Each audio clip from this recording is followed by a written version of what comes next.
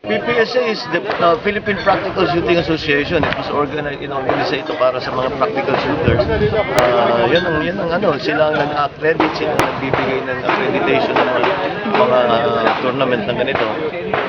Sila ang regulating at saka monitoring body ng mga practical. Yan ang PPSA.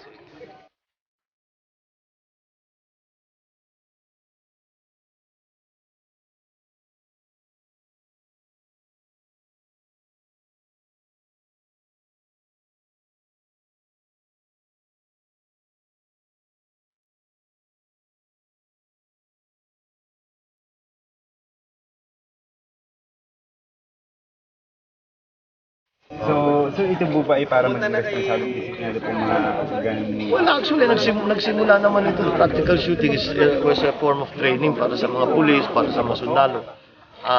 Tapos sa kaka-practice, naging sport.